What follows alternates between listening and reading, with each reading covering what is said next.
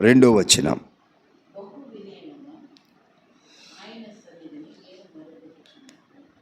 బహు వినయముగా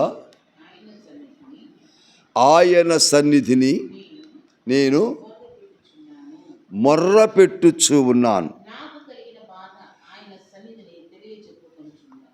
నాకు కలిగినటువంటి ప్రతి విధమైన బాధను ఆయన సన్నిధిని తెలియచెప్పుకొనుచున్నాను అంటున్నాడు. ప్రియమైనటువంటి వారలారా, ఆయన సన్నిధిలో ఎలా ఉండాలి అనేటువంటిది మొట్టమొదటిగా తెలియచేస్తూ ఉన్నాడు. ఎలా ఉండాలంట? బహు వినయముగా ఉండాలి.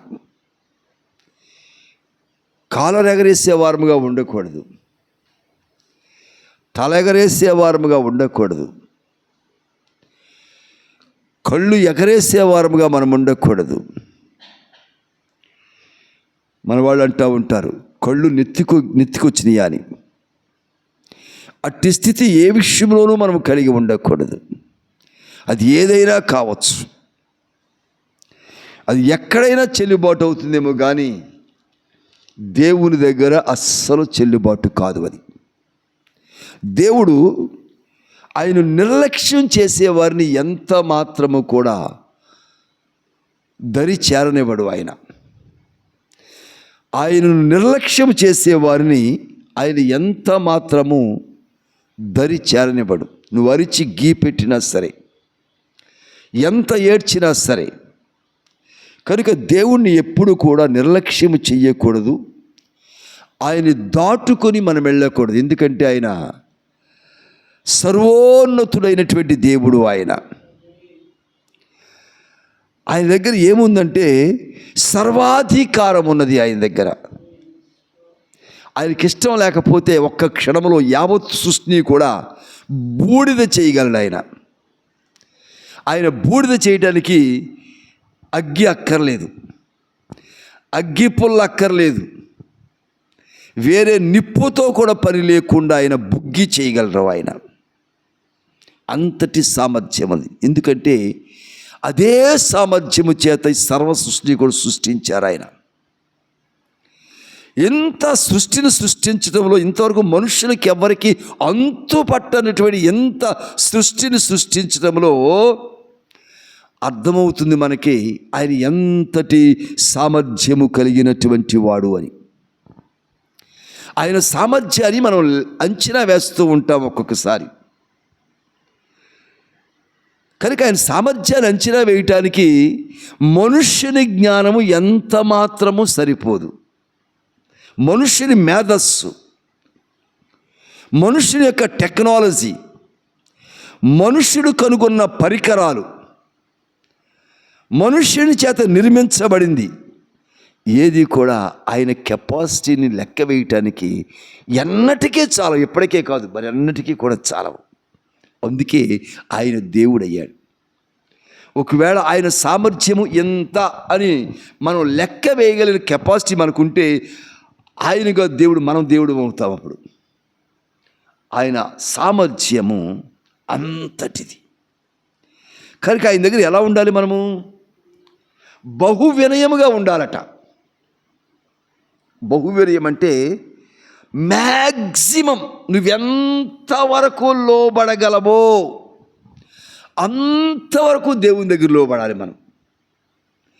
ఎంతవరకు వంగగలవో లొంగగలవో అంతవరకు ఆయన పాదముల దగ్గరికి సాష్టాంగపడే అంత లొంగిపోవాలి. పాపాత్మురాలైనటువంటి స్త్రీ అట ఇలాగే నిలబడి ఉంటే ప్రభు ముందుకు ఎదురుగుండా రావటానికి కూడా ఆమె కెపాసిటీ ఎంత మాత్రమూ సరిపోలేదు. అందుకేం చేసిందంటే వెనుక తట్టుగా వచ్చిందంట. అంటే ఆ వెనుక తట్టుగా రావటంలోనే ప్రభు యొక్క కెపాసిటీ ఏమిటో ఆమె రుజువు చేస్తూ ఉంది. అక్కడ ఆమె ఒక పాపాత్మురాలైన స్త్రీ అని చెప్పబడింది. అక్కడ అంతటి ఘోరమైన పాపికి ప్రభు యొక్క కెపాసిటీ, ఆయన నాణ్యత, ఆయన సామర్థ్యము ఎంత అనేది అర్థమైంది. కానీ విశ్వాసులమైన మనకి ఆయన సామర్థ్యం ఎంతో మనం లెక్క వేయలేకపోతున్నాం. కనుక ఆమె ఏం చేసిందంటే వెనుక తట్టుగా వచ్చి పాదములు పట్టుకొని తన కన్నీళ్లతో ఏం చేసిందంట, పాదములను కడిగి వేసింది. పాదాలు కడగాలంటే కనీసం అంత వాటర్ బాటిల్ కావాలిగా.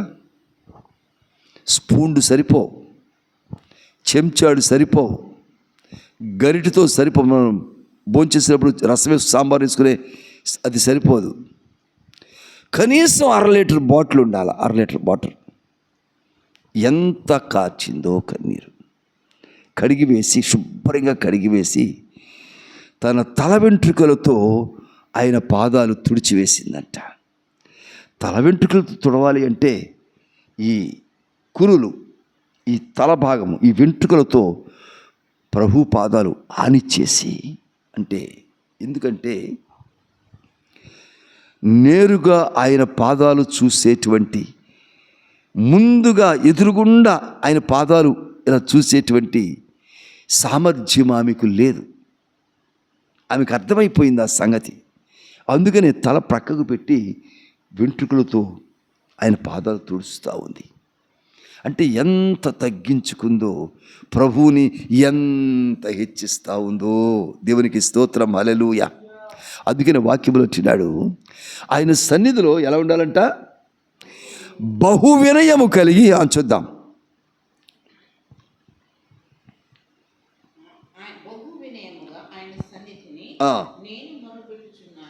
ఎస్, ఆయన సన్నిధిలో నీ ప్రార్థన ఆలకించబడాలి అనుకుంటే, నీ రోదన ఆయన వినాలి అనుకుంటే, నీకు అవసరమైన విడుదల ఆయన కలిగించాలి అనుకుంటే, నీ నోటి నిండా నవ్వు ఉండాలి అనుకుంటే, నీ కన్నీరు తుడిచివేయబడాలి అనుకుంటే, నీకున్న అనారోగ్యము తొలగించబడాలి అనుకుంటే, ఏ భారము చేత నువ్వు కృంగిపోతున్నావో ఆ భారము నీ మీద నుంచి దించివేయబడాలి అని కోరుకుంటే, నీవు ఆయన దగ్గరంట, ఆయన సది ఎలా ఉండాలి, బహు వినయముతో ఉండి మొర్ర పెట్టేటువంటి వారముగా మనం ఉండాలి. నెక్స్ట్ లైన్లో అంటున్నారు ఆయన వాక్యంలో,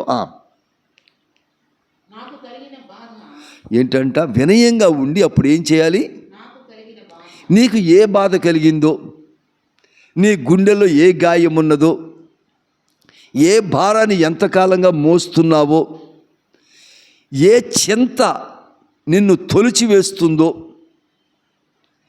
ఏ బాధల మయంలో కూరుకుపోయి ఉన్నావో, ఏ నిందలు, ఏ అపనిందలు, ఎవరు నిన్ను ద్వేషిస్తూ దూషిస్తూ చేరనివ్వకుండా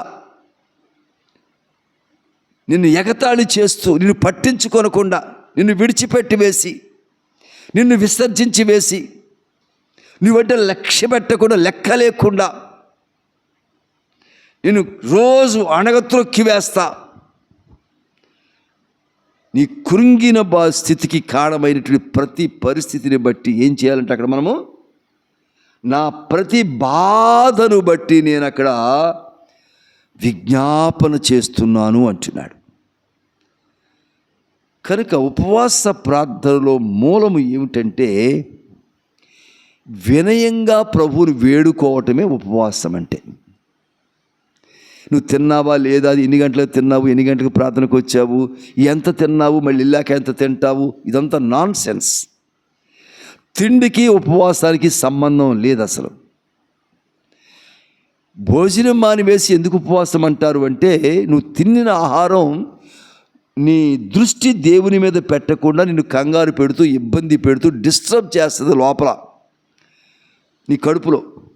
అందుకు ఆ డిస్టర్బెన్స్ లేకుండా ఉండటం కోసం పెద్దవాళ్ళు ఏం చెప్పారంటే భోజనం మానివేసి అన్నారు. నీ వినయమే నీకు ఉండవలసినటువంటి నువ్వు చేయవలసిన ఉపవాసము. నువ్వెంత వినయంగా ప్రభు దగ్గర ఉంటావో అంతగా ప్రభు దాన్ని ఉపవాసంగా స్వీకరించి నీ ప్రతి రోదనను, నీ ప్రతి బాధను, నీ ప్రతి భారాన్ని కూడా ఆయన ఈ పూట క్లియర్ చేస్తూ ఉన్నారు. దేవునికి స్తోత్రం, హల్లెలూయా. ఒకటి, ఆయన సన్నిధిలో ఎలా ఉండాలంట? వినయం కలిగి ఉండాలి. అప్పుడు ఏం చేయాలంట? నాకు కలిగిన బాధలన్నిటిలోంచి కూడా నేను విజ్ఞాపన చేస్తున్నాను అంటాడు. ఆ రెండు పనులు చేసి సరిపోయిందా? మరి ఇంకేం అక్కర్లేదా? మొదటి రాజుల గ్రంథం 8వ అధ్యాయము, మొదటి రాజుల గ్రంథం 8వ అధ్యాయము 36వ వచనం చూద్దాం.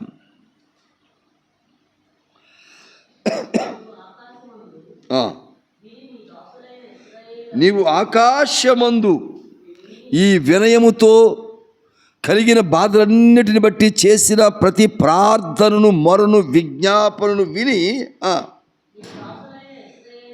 నీ దాసులైనటువంటి ఇశ్రాయేలీయులకు ఈ జనులు చేసినటువంటి పాపమును క్షమించి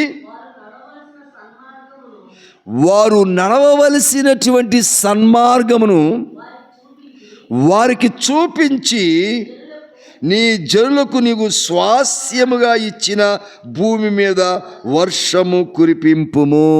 దేవునికి స్తోత్రం, హల్లెలూయా. ఆ 142:2లో ఉన్నటువంటి రెండు పనులు నువ్వు చేసినప్పుడు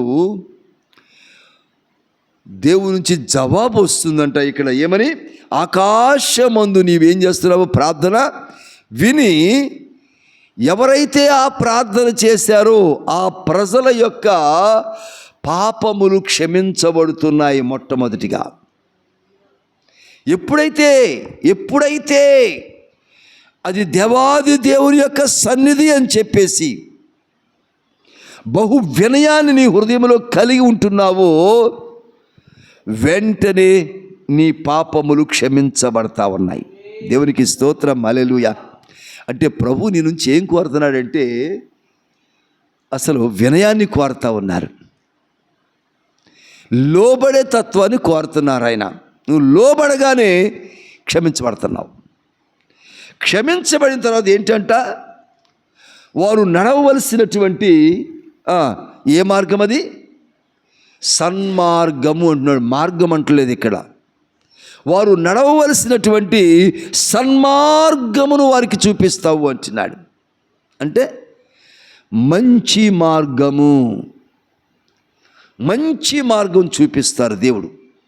నీ జీవిత క్రమములో మన కనులకు కనిపించేది, మంచిగా కనిపించేది మంచిది కాకపోవచ్చు. మన కనులకు కనిపించే మార్గము, మంచిగా కనిపించిన మార్గము, అది మన జీవితానికి మంచిది కాకపోవచ్చు.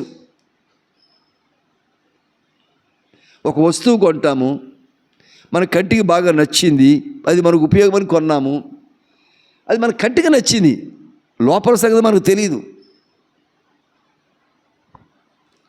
మొన్న ఒక మామిడి పండు, బంగినపల్లి మామిడి పండు నిగనిగలాడుతూ ఉంది. చాలా బాగుంది, మంచి కలర్ఫుల్గా ఉంది, మంచి షైనింగ్తో ఉంది. ఎక్కడ మచ్చ లేదు, ఎక్కడ మరక లేదు, చిన్న డాట్ లేదు ఎక్కడ కూడా. చాలా బాగుంది. నేను భోజనం చేసిన తర్వాత పిల్లలు దాన్ని కట్ చేసి, ముక్కలు కట్ చేసి, ఇంకా టెంక కూడా ఉంటుంది కదా, ఆ టెంకని దగ్గర ఇంకా టెంకను కొంచెం మిగిలితే తింటా, టెంకను లాగుతాం కదా, అందుకే టెంక కూడా ఆ ప్లేట్లోనే పెట్టేసి నా ముందు పెట్టారు. చాలా బాగుంది పండు. కొద్దిసేపటికి నేను ఇంకా తినలేదు, స్టార్ట్ చేద్దాం అనుకుని భోజనం చేసినప్పుడే చేయి తుడుచుకొని తిన్నాం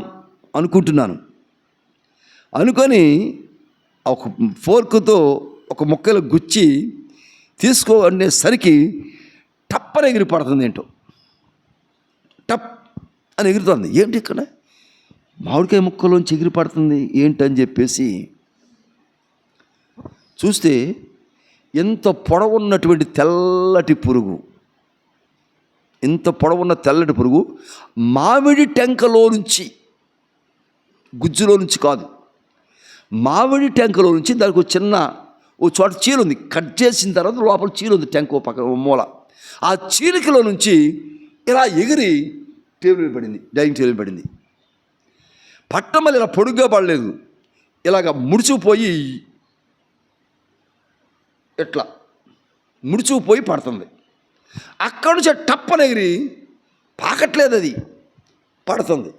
ఇదేమిటి ఎగురుతుంది అనేసరికి ఇంకోటి ఎగిరింది.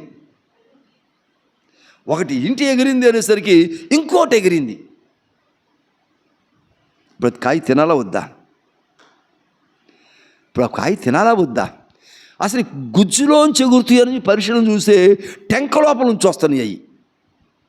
మరి అంత గుజ్జు లోపలికి టెంక లోపలికి పైన ఎక్కడ చిన్న డాట్ కోళ్ళు ఎంత నిగనిగలాడుతుందో, పెయింట్ వేసినట్టుగా ఉంది. మరి లోపలికి ఎలా వెళ్ళినా పురుగులు లోపల నుంచి ఎగిరి పడుతుంది. పాక్కుంటూ వస్తే అదో ఎగిరితే ఎక్కడ పడుతుందో తెలియదు కదా. డైనింగ్ టేబుల్ మీద ఇంకా అన్నీ ఉంటాయి కదా, అన్నాలు కూరలు ఇంకా ఉంటాయి కదా. కనుక మన కన్నులకు కనిపించేది అది మనకు మంచిది కాకపోవచ్చు. ఇక్కడ అంటున్నాడు, నీ సన్మార్గమును దేవుడు నీకు చూపిస్తాడంట. దేవునికి స్తోత్రం చేద్దాం, హల్లెలూయా. నువ్వెప్పుడైతే వినయముతో, వాస్తవం జరిగింది, ఈ మామిడి పండుది జరిగిన సందర్భం చెప్పాను, ఊరికి విషయం కోసం చెప్పలేదు నేను. చాలాసార్లు మీరు కొన్నిసార్లు బట్టలు కొంటారు, చీరో డ్రెస్సో కొంటారు, బాగా నచ్చుతుంది మీకు, ఖరీదు కూడా చక్కగా రీజనబుల్గా ఉంది. తీరా అది కట్టుకొని ఒకసారి ఫస్ట్ వాషింగ్ వేయగానే జాళ్ళు పడిపోద్ది. అది ఫస్ట్ వాష్కే రంగు పోద్ది, ఫస్ట్ వాష్కే కుచించుకుపోద్ది, రెండోసారికి పనికి రాకుండా అయిపోద్ది. మన కంటికి బాగుంది కానీ అది మనకు ప్రయోజనకరంగా ఉండటం లేదు. కానీ ఎప్పుడైతే దేవుని సన్నిధిలో వినయముతో విధేయతతో ఉంటామో అప్పుడు మనల్ని ఏం చేస్తాడంట ప్రభు, మంచి ది బెస్ట్ అటు వెళ్ళాలా వద్దా, అది కొనాలా వద్దా, ఇది చేయాలా వద్దా అని ప్రతీది కూడా మంచి సన్మార్గంలో నడిపిస్తూ మనకు గైడెన్స్ ఇస్తారు ఆయన. దేవునికి స్తోత్రం, హల్లెలూయా. ఎప్పుడు అంటే ఆయన దగ్గర ఏం చేయాలంటే మనము బహు వినయాన్ని కలిగి ఉండాలి. బహు వినయం కలిగి ఉంటే ఏం జరుగుతుంది? మొట్టమొదటిది ఏంటి? పాపములు క్షమించబడుతూ ఉన్నాయి. రెండవది సన్మార్గం చూపించబడుతుంది నీ జీవితానికి, నీ ఆత్మీయ జీవితానికి. రెండు జీవితాలు, ఒకటి నీ జీవితము, రెండవది నీ ఆత్మీయ జీవితం. ఈ రెండిటికీ అవసరమైన సన్మార్గము నీకు చూపించబడుతుంది. ఎందుకు నీ హృదయం భారంతో నిండిపోయిందో తెలుసా? ఎందుకు నువ్వు ఏడుస్తున్నావో తెలుసా? ఎందుకు కష్టాలమయమయ్యావో తెలుసా? ఎందుకు శోధించబడుతున్నావో తెలుసా? ఎందుకు భయం నీలో చోటు చేసుకుందో తెలుసా? ఎందుకు వేదన పడుతున్నావో తెలుసా? ఎందుకు నిద్ర పట్టని పరిస్థితులు దాపురించినాయో తెలుసా? ఎందుకు సంతోషంగా ఉండలేకపోతున్నావో తెలుసా? ఎందుకు విచారముతోనూ దుఃఖముతోనూ ఏదో పోగొట్టుకున్న వాళ్ళగా, ఏదో నాశనం అయిపోయి నష్టపోయామన్నట్లుగా, ఊపిరి ఎక్కడో పెట్టుకున్నట్లుగా ఎందుకు బ్రతకాల్సి వచ్చింది అంటే దేవుని దగ్గర ఈ వినయము లేకపోతే మన జీవితం అగచాట్లు పాలవుతుంది, వేదనకరం అవుతుంది, వేళాకోళమైపోతుంది. అలా ఉండకుండా ఉండాలి అంటే వినయముతో ప్రభు దగ్గర ఉంటే ఆయన ది బెస్ట్ వేలో, సన్మార్గంలో ఆయన మనం నడిపిస్తారట. ఇంకా ఏమంటున్నారంటే నడవవలసిన సన్మార్గమును వారికి చూపించి నీ జనులకు నీవు స్వాస్థ్యముగా ఇచ్చిన భూమి మీద ఏం చేస్తారంట? వర్షము కురిపిస్తారట. స్వాస్థ్యముగా ఇచ్చిన భూమి మీద వర్షము అనేటువంటి ఆశీర్వాదాలు కుమ్మరించబడుతూ ఉంటాయి. వర్ష రూపములో ఉన్నటువంటి ఆశీర్వాదాలు అంటే వర్షం ఎలాగ చినుకులు జల్లుగా కుమ్మరించబడుతుందో అలాగున ఆశీర్వాదాలు కుమ్మరించబడతాయి అంట. పోయిన శుక్రవారం అనుకుంటాను, బుధవారం, నిన్నగాక మొన్న బుధవారం పెరికిళ్ళలో ఉపవాస ప్రార్థన వెళ్ళాం. పెరికిడి మన సంఘంలో ఉపవాస ప్రార్థన శుక్రవారం జరుగుద్ది. కానీ నేను దినాన్ని మన మెడికల్ క్యాంప్కి తెలంగాణ వెళ్ళవలసి ఉన్నది కనుక శుక్రవారం ప్రార్థన మళ్ళీ 7 గంటల ప్రార్థన ఉంది కనుక దాన్ని బుధవారానికి మార్చి వెళ్ళాము. ఆ రోజున నేను పాస్టర్ గారు కరెక్ట్గా మైక్ తీసుకొని వాక్యం చెబుదాగా 2 మాటలు చదివి ప్రారంభించారంతే. చినుకులు పట్టడం ప్రారంభించినాయి పైన మేడ మీద. కింద ఖాళీ సరిపోక వచ్చిన ప్రజలకి పైన మేడ మీద కూర్చున్నారు. 1-2 చినుకులే కదా అనుకొని నేను కొనసాగించాను. పెద్ద పెద్ద చినుకులు ఇంతనే ఒక్కొక్క చినుకు. అప్పుడు దాకా బాగా ఎండగా ఉందేమో, ఆ ఎండ వేడి మీద పట్టిన మబ్బుల్లోంచి ఎంతెంత చినుకు పడతా ఉన్నాయి. 2 చినుకులు పడి అంత వర్షం ఎక్కడ వస్తుందో 10 అని చెప్పి 2 నిమిషాలు కొనసాగించాను. ఆ చినుకులు పెద్ద అయిపోయి 2 నిమిషాలు అందరం తడిచిపోయాం. అక్కడ అందరం తడిచిపోయాం. కానీ వాక్యం చెప్తూ ఉంటే నేను వర్షం పడుతూ ఉంది, తడుస్తూ ఉన్నాను, వాక్యం మాట్లాడుతూ ఉంటే ఒక్కళ్ళ కూడా కదలలేదు. కూర్చున్న వాళ్ళు మీరు ఎలా కూర్చున్నారు అలాగే కూర్చున్నారు, కదలట్లా. నీ మధ్యలో అడిగి అమ్మ చెప్పండి అయ్య గారు అంటున్నారు. వర్షం తడిచిపోయారు అప్పటికి మొత్తం. అమ్మ కిందకి వాక్యం చెప్పండి అయ్య గారు. వర్షంలో తడిచిపోతా వాళ్ళు అన్నమాట ఏంటంటే మీరు వాక్యం చెప్పండి అయ్య గారు అని చెప్పేసి. నాకు చాలా ఆశ్చర్యం వేసింది. అంటే నాకు అవిశ్వాసం వీళ్ళు తడిచిపోతారు పాపం, ఏ జోలు వేసి మరి తిట్టుకుంటారు, వీళ్ళు దేవుడిని తిట్టుకుంటారు అని నేను పంపించేద్దా కదా ఉంటే మీరు వాక్యం చెప్పండి అయ్యారు అంటున్నారు. వాళ్ళు తడిచిపోతారు. చిన్నపిల్లలు ఉన్నారు, ఆడపిల్లలు అందరూ, స్త్రీలు, పెద్ద ముసలివారు ఉన్నారు, వృద్ధులు ఉన్నారు, స్త్రీలు అక్కడ, పురుషులు ఉన్నారు, వృద్ధులైన వారు మెట్లు దిగలేరు త్వరగాను. అయినా సరే కంగారు లేకుండా అలాగే స్తబ్దంగా కూర్చున్నారు. మొత్తం శుభ్రంగా టోటల్గా తడిచిపోయారు. దేవుని సన్నిధి అంటే అంత ఇష్టపడేటువంటి వారు కనుక సన్మార్గం మొట్టమొదటి క్షమించబడతాం, రెండోది మంచి మార్గం నడిపించాం, మూడవది వర్షము వలె మన మీద ఏం చేస్తారంటే ఆయన స్వాస్థ్యం మీద కుమ్మరించబడినట్లుగా ఆయన వర్షమును భూమి మీద కుమ్మరించేటువంటి దేవుడిగా ఆయన ఉంటా ఉన్నాడు. దేవునికి మహిమ కలుగును గాక. స్వాస్థ్యం అంటే ఏంటి అమ్మా? స్వాస్థ్యం అంటే ఏంటో? స్వాస్థ్యం అంటే ఆస్తి. ఇంకా నువ్వు కరెక్టే, నువ్వు చెప్పేది కరెక్టే. స్వాస్థ్యం పెద్దవాళ్ళ నుంచి సంక్రమించింది, పెద్దల దగ్గర నుంచి వచ్చింది. ఓకే, స్వాస్థ్యం కరెక్టే. ఇంకేమన్నా ఉన్నాయా దానికి పేర్లు? ఇంకేమన్నా పేర్లు ఉన్నాయా?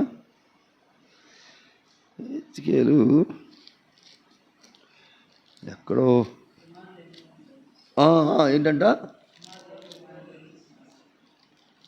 ఇప్పుడు ఆ మాట అంటే తంటాలు వచ్చేస్తాయి. ఇప్పుడు ఆ మాట అంటే తంటాలు వస్తాయి. ఉండు,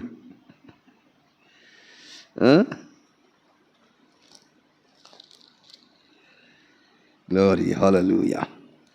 యెహెజ్కేలు గ్రంథం స్వాస్థ్యం అంటే ఏంటో చూద్దాం. యెహెజ్కేలు గ్రంథం 44వ అధ్యాయం 28వ వచనం.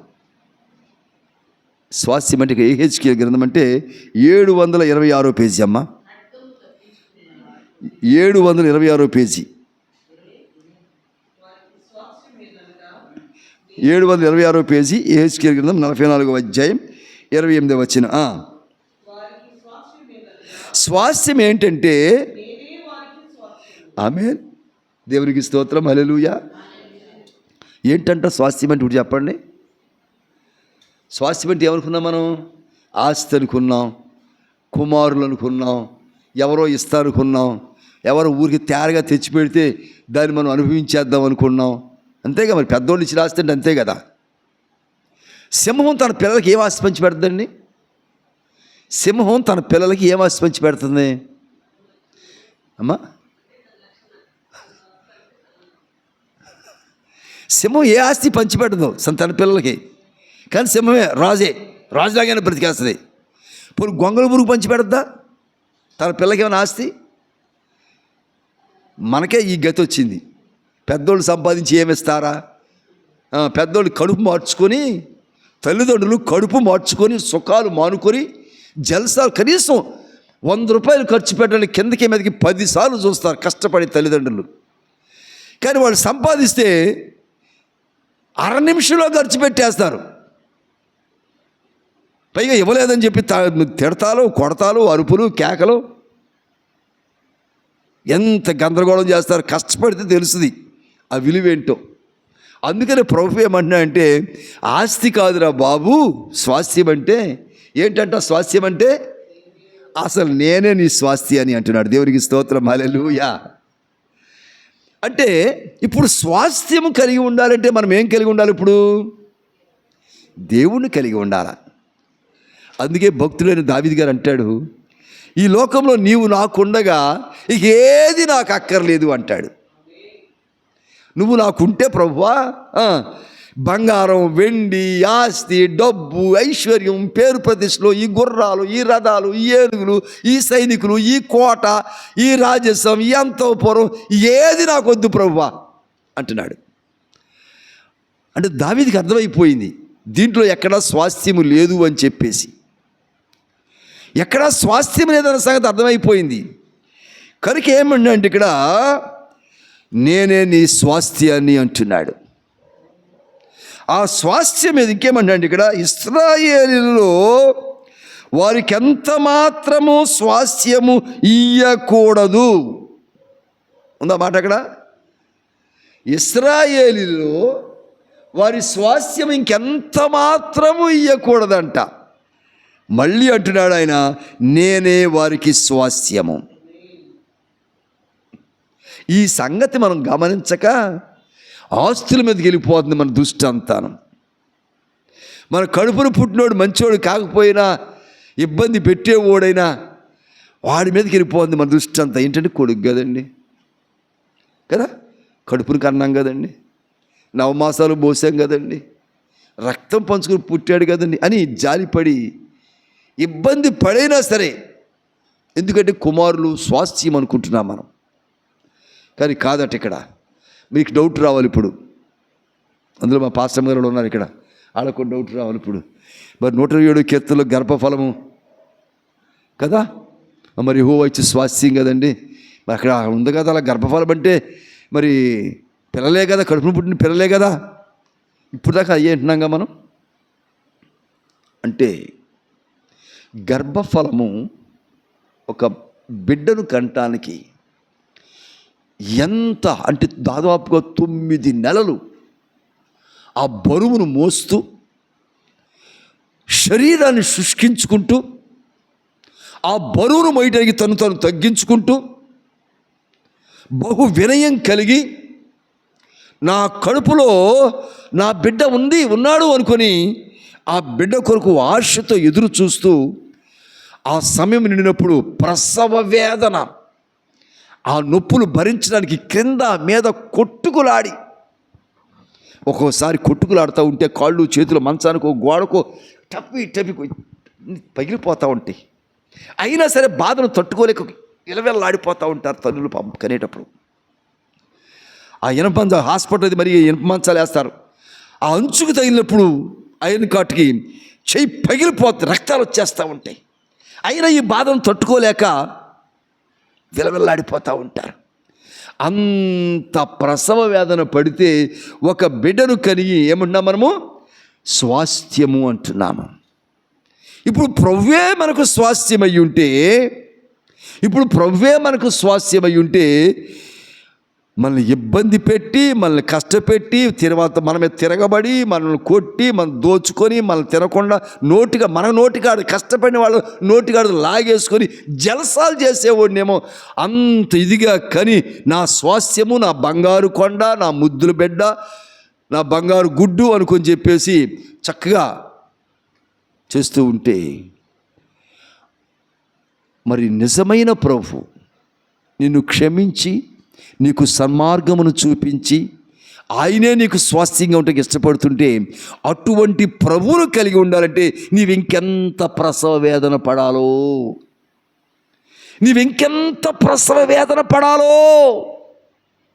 ఎందుకు అంటే ఆయన అద్వితీయుడైనటువంటి దేవుడు. ఆయన దేవునికి స్తోత్రం చేద్దాం, హల్లెలూయా.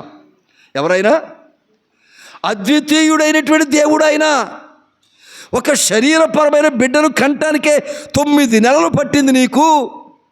అంత భారాన్ని మోసావు, అంత వేదన పడ్డావు, నీ శరీరం శుష్కించిపోయింది, నిద్రాహారాలకు దూరం అయిపోయావు, నీ ఆకారం మారిపోయింది, నీ ఆరోగ్యం పోయింది, నీ శక్తి హీనమైపోయింది, నీ బలము ఉడిగిపోయింది. కాన్పు తర్వాత మరలా ఆ స్థితికి రాలేవు నువ్వు. నీ జన్మలో మరలా తిరిగి అట్టి స్థితి, మొదటి స్థితికి కనక ముందున్న స్థితికి నువ్వు రాలేవు. నువ్వెంత తణుకులాడినా నువ్వు రాలేవు ఆ స్థితికి. అలాంటప్పుడు యెహోవా దేవుణ్ణి స్వాస్థ్యంగా కలిగి ఉండాలంటే ఇంకెంత తాపత్రయపడాలి మనం. ఆ దేవుడిని స్వాస్థ్యంగా కలిగి ఉండటానికి ఇంకా ఎంత మనకు మనం మారిపోయి మన సొంత శక్తిని కోల్పోయి మన సొంత జ్ఞానాన్ని బలాన్ని శుష్కింపజేసుకొని దేవుని బలము తప్ప మరి ఏది కాదు అని అంతగా నువ్వు లొంగిపోతే అప్పుడు దేవుడే నీకు స్వాస్థ్యంగా నీ దగ్గర రాబోతా ఉన్నాడు. ఆ స్వాస్థ్యములో నుంచి అనేకమైన ఆత్మఫలాలు వస్తూ ఉంటాయి. ఆ స్వాస్థ్యము ద్వారా, ఆ ఆస్తిలో నుంచి, ఆ స్వాస్థ్యంలో నుంచి నీకు ఒక అపరూపమైన శక్తి, నీకు ఒక అద్వితీయమైన శక్తి, ఒక అద్భుతమైన శక్తి, ఒక డివైన్ పవర్ నీలోనికి వస్తుంది. అదే 127 కీర్తనలోని అదే 127 కీర్తన మనం గమనించినప్పుడు ఆఖరి వచనం చూడండి, ఏముంది అక్కడ? అదే 127 కీర్తన ఆఖరి వచనం ఏముంది?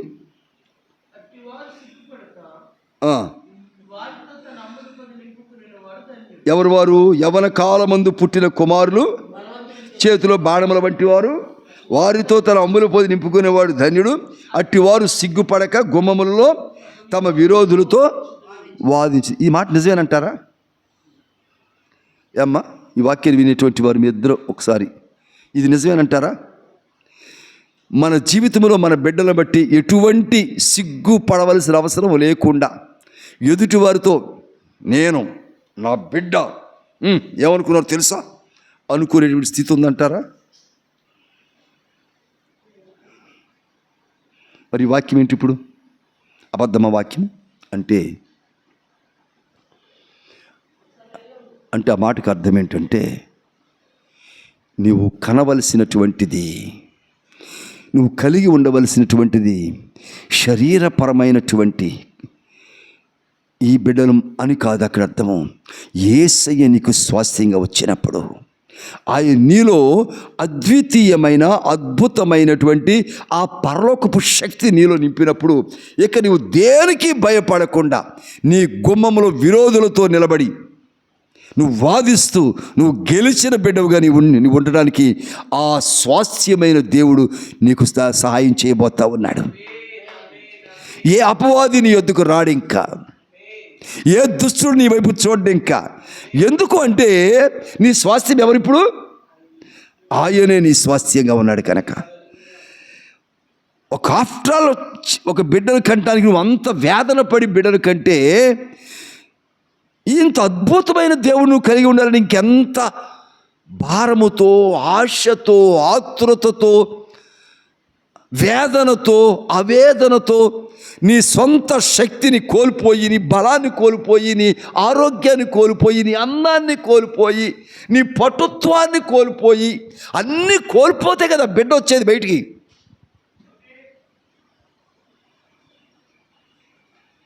అన్నీ కోల్పోతే కదా. కనుక స్వాస్థ్యముగా దేవుడు ఉండాలి అంటే మన సొంత శక్తి కానీ, సామర్థ్యము కానీ, మన బలము కానీ, మన ఆస్తి కానీ ఇది ఏది ఉండకుండా ఆయన దగ్గర పూర్తిగా లోబడిపోతే, ఆయన దగ్గర ఆయన దగ్గర మనం ఎలా ఉండాలంట? బహు వినయము కలిగి ఉంటే అప్పుడు ఆయన స్వాస్థ్యముగా మనలోకి వస్తాడు. అప్పుడు విరోధులనే వారు ఉండరు. ఉన్న అపవాదిని కూడా మనం చూసి పారిపోతాడు. ఎందుకంటే మన స్వాస్థ్యంగా, మన పక్షంగా దేవుడే ఉంటున్నారు అక్కడ. ఆమేన్. దేవునికి స్తోత్రం, హల్లెలూయా.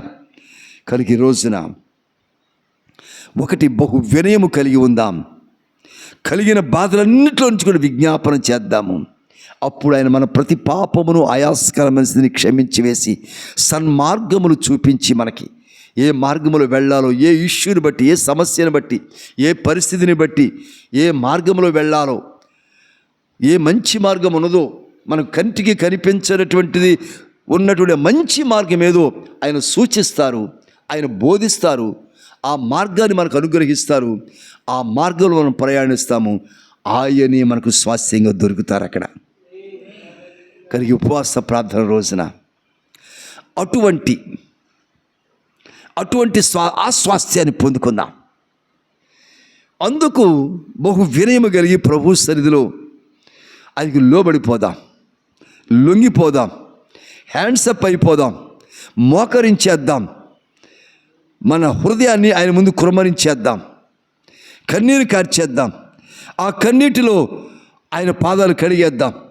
ఇంకనూ తల వంచి తల వెంట్రుకలతో ఆయన పాదాలు తుడిచేద్దాం. మన ప్రతి విధమైన పాపం ఇప్పుడు క్షమించబడి నీ కొరకైన నూతనమైన సన్మార్గము ఆయన ద్వారా తెరవబడునుగాక. ఎన్ని సమస్యలు, అన్ని సమస్యలోంచి నీకు విడుదల. ఎంత దుఃఖము, ఎంత విచారం ఉందో వాటన్నిటిలోంచి విడుదల. ఎంత వేదన, ఎంత భారం ఉందో వాటిలో నుంచి విడుదల. ఎక్కడ ఏ సుడిగుండంలో కొట్టుకులు ఆడుతున్నావో, తన్నుకులు ఆడుతున్నావో అక్కడ నుంచి విడుదల. ఆ సుడిగుండం నుంచి బయటపడటానికి దేవుడు ఒక మంచి మార్గాన్ని సూచిస్తూ ఉన్నారు. ఆ విషవలయంలో నుంచి బయటపడటానికి ఒక మంచి మార్గాన్ని దేవుడిని సూచిస్తూ ఉన్నారు. ఒక మంచి ఆలోచన దేవుడికి ఇస్తూ ఉన్నారు. మూయబడిన ద్వారం నీ కొరకై తెరుస్తూ ఉన్నారు. తెరబడిన మార్గాలైన సరళము చేస్తూ ఉన్నారు. కనుక ఈరోజే నీకెన్ని బాధలు వాటన్నిటి నిమిత్తమై మార్గములు తెరబడునుగాక. అది నీకు సన్మార్గముగా ఉండునుగాక. నీ స్వాస్థ్యం మీద ఆయన వర్షము కృమ్మరించునుగాక. అది ఫలించి విస్తారమైన పంట పండునుగాక. ఆ స్వాస్థ్యము దేవుడే, యేసయ్యే నీకు ఉండునుగాక. మోకరించి ఇచ్చిన ప్రార్థన చేసుకుందాం. స్తోత్రం, గ్లోరీ, హల్లెలూయా. 3 మాటలు మనం వాక్యం నుంచి చూచాం, ధ్యానం చేశాం, నేర్చుకున్నాం. దాన్ని ఇప్పుడు ప్రాక్టీస్ చేద్దాం. మనం వినిన విషయాన్ని, నేర్చుకున్న విషయాన్ని, అవగాహన చేసుకున్న విషయాన్ని ఇప్పుడు మనం ప్రాక్టీస్ చేద్దాం, అవలంబించుదాం, ఆచరించుదాం. ఏదైతే ప్రామిస్ చేశారో దేవుడు, దాన్ని ఇప్పుడే మనం పొందుకుందాం. దేవునికి మహిమ కలుగునుగాక. గ్లోరీ, హల్లెలూయా, హల్లెలూయా, హల్లెలూయా, హల్లెలూయా, హల్లెలూయా, హల్లెలూయా, హల్లెలూయా, హల్లెలూయా, హల్లెలూయా, హల్లెలూయా.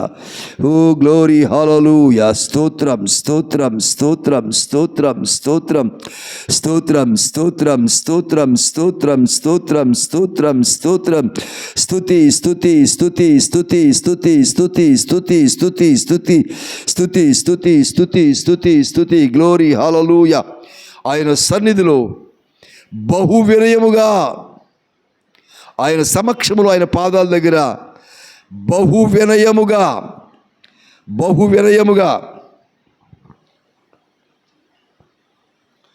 ఎస్, నీకు కలిగిన బాధలన్నిటిలోంచి విజ్ఞాపన చేస్తూ ఉండగా వెంటనే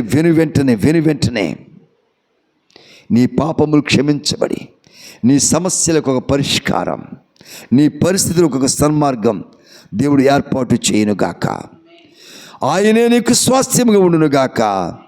ఆ స్వాస్థ్యం మీద వర్షము కృమ్మరించబడునుగాక. ఓ నీవు బహుగా ఫలించుదువుగాక. స్తోత్రం, గ్లోరీ, హల్లెలూయా. ప్రార్థన గడుపుతాం. కొద్ది నిమిషాలు అలానే ప్రార్థన ఉందాం. అలానే మోకరించి అలానే ప్రార్థన ఉంటుండగా దేవుని కార్యములు నీలో జరుగునుగాక. నువ్వు ఊరికి నీ టైం వ్యర్థం కావటం లేదు. నువ్వు ప్రభు సన్నిధిలో ఉన్నావు అమ్మా, నువ్వు ప్రభు సన్నిధిలో ఉన్నావు, ప్రభు దగ్గర ఉన్నావు. నువ్వు ఇప్పుడు మనుషుల దగ్గర కాదు, ప్రభు సమక్షంలో ఉన్నావు. ప్రభువే ఇంతవరకు మాట్లాడారు, నీతో నాతో మాట్లాడారు. ఆయన ఇవి మామూలుగా చాలాసార్లు వాక్యం విన్నాము, కానీ ఈ మాటలు ఎప్పుడు వినలేదు. ఈ మాటలు ఎంతవరకు ఎప్పుడు వినలేదు మనం. ఈరోజు క్రొత్తగా దేవుడు మాట్లాడారు. అంటే దేవుడు క్రొత్తగా ఒక మార్గాన్ని, సమస్యలతో సతమతమైపోతున్న నీ నిమిత్తమై దేవుడు ఒక సన్మార్గాన్ని నీ కొరకు చూపిస్తూ ఉన్నారు. దుర్మార్గంలోంచి ఆయన విడిపిస్తూ ఉన్నారు. నిన్ను ఒక భయంకర దుర్మార్గపు స్థితిలోంచి ఆయన తప్పిస్తూ ఉన్నారు. ఒక వేదనకరమైన పరిస్థితిలోంచి నేను తప్పించి సన్మార్గంలోనికి, మంచి మార్గంలోకి నేను నడిపిస్తున్నారు ఆయన. స్తోత్రం.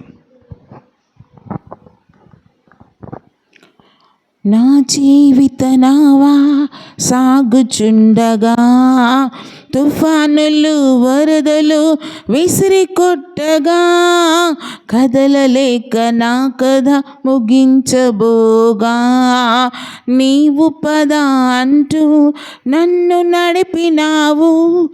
నా జీవిత నావా సాగుచుండగా తుఫానులు వరదలు విసిరి కొట్టగా కదలలేక నా కథ ముగించబోగా నీవు పద అంటూ నన్ను నడిపినావు.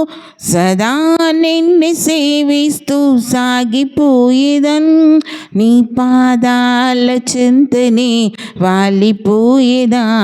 సదా నిన్ను సేవిస్తూ సాగిపోయేదన్ నీ పాదాల చెంతనే వాలిపోయేదన్. యేసయ్యా నా యేసయ్యా, యేసయ్యా నా యేసయ్యా, బ్రతికి ఉన్నానంటే నీ కృపా, జీవిస్తున్నానంటే నీ కృపా, బ్రతికి ఉన్నానంటే నీ కృపా, జీవిస్తున్నానంటే నీ కృపా. ఏ యోగ్యత నాలో లేదు, ఎంత భాగ్యమునిచ్చావు. పరిశుద్ధత నాలో లేదు, నీ ప్రేమను చూపావు.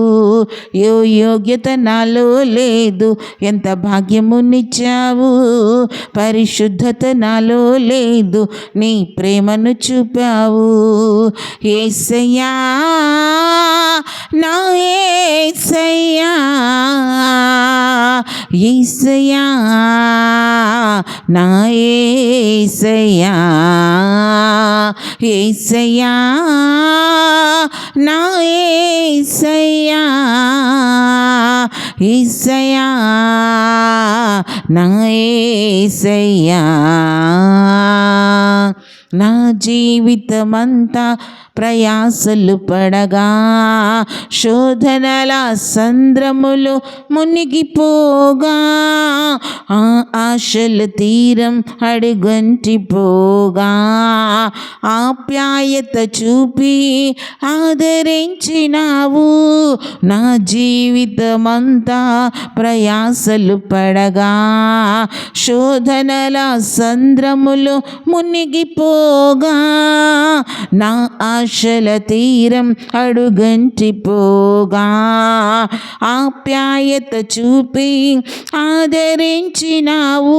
నీ కృపలోనే నా బ్రతుకు ధన్యమైనది, నీ కృపలేనిది నేను బ్రతుకలేనయా.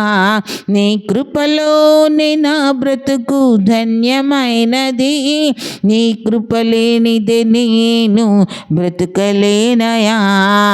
యేసయ్యా నా యేసయ్యా, యేసయ్యా నా యేసయ్యా. స్వాస్థ్యమైన యేసయ్య దగ్గరికి చేరదాం, ఆయన పాదాల చెంత ఉందాం. మన కన్నీటితో ఆయన పాదాలు కడిగి, తల వెంట్రుకలతో ఆయన పాదాలు తుడిచి, ఆయన కృపలో వర్ధిల్లే వారంగా దేవుడు మనల్ని చేయను గాక. ప్రార్థనాత్మతో దేవుడు నింపును గాక. విరిగిన హృదయాన్ని దేవుడు దయచేయను గాక. ఆయన సంధికి చేరగలిగిన మొర దేవుడు మన దయచేయను గాక. మనకు ప్రార్థన ఎలా చేయాలో, యుక్తముగా ఏ విధంగా చేయాలో మనకు తెలియదు, కానీ ప్రార్థన చేయటం రావట్లేదు ప్రభు అనుకున్నప్పుడు అంట యుక్తముగా ప్రార్థన చేయటం ఎలాగంటే ఉచ్చరింప సఖ్యము కాని మూలుగులతో పరిశుద్ధాత్మ దేవుడే మన పక్షంగా ఉండి ఆయన సన్నిధికి చేరే ప్రార్థన దేవుడు మనకు నేర్పించును గాక. ప్రార్థనాత్మతో దేవుడు నింపును గాక. ఆయనకు ఏ ప్రార్థన ఇష్టమంటే విరిగి నలిగిన హృదయంతో చేసే ప్రార్థన, కన్నీటితో చేసే ప్రార్థన, మన గురించి కాదు ఇతరుల గురించి కూడా విజ్ఞాపన చేసే ప్రార్థన, ఆయన సన్నిధికి చేరగలిగిన ప్రార్థన మనం చేసినప్పుడంట స్వాస్యముగా ఉన్న యేసయ్య నీకు నేనే స్వాస్యం, నీకు నేనే సమస్తం అని చెప్తున్నటువంటి ఆ యేసయ్య మనకు స్వాస్యంగా ఉండి పరలోకాన్ని మనకు స్వాస్యంగా ఇచ్చును గాక. ప్రార్థన చేసుకుందాం. నిజమే, మన జీవితంలో ఉన్న ప్రయాసాలు ఎన్నో ప్రయాసాలు చెప్పుకుంటే తీరేవి కాదు. దేవుని సందులో మొరపెట్టుకున్నప్పుడు దేవుడు మనకిచ్చిన ఈ సమయాన్ని దేవుని సందులో మోకరించినప్పుడు, మన సమస్యలు దేవుని సందులో చెప్పినప్పుడు, ఈ విధంగా హన్న దేవుని మందిరంలో తన సమస్యను చెప్పినప్పుడు దేవుడు ఆలకించి తన సమస్యను తీర్చిన దేవుడు ఆయన. అలాగే మన సమస్యలను కూడా తీర్చి ఆయనే మనకు స్వాస్యంగా ఇచ్చే దేవుణ్ణి హృదయపూర్వకంగా ప్రార్థన చేద్దాం.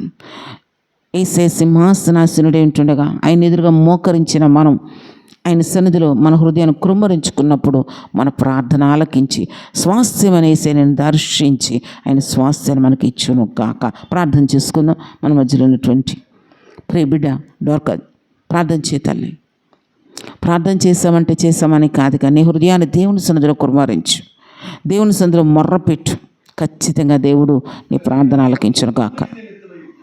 కలిగిన బాధలన్నిటిలోంచి యేసునామములో దేవుడు విడుదల కలుగును గాక. అవును, బహు వినయముగా దేవుని సందులో గ్లోరీ టు జీసస్. హల్లెలూయా. చైతన్య ప్రార్థన చేయండి.